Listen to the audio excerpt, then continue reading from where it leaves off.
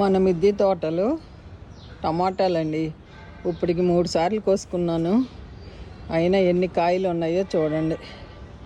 ఎంత మంచి సైజు నాటు టమాటా అండి. నాటు టమాటా ఎంత బాగుందో చూడండి.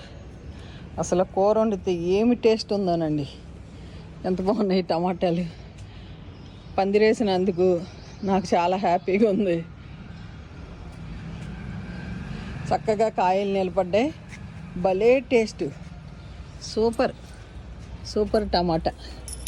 ఇగోండి ఎంత బాగున్నాయి చూడండి. కొయ్యాలి, హార్వెస్ట్ చేయాలి. చూసారా, చాలా బాగున్నాయి.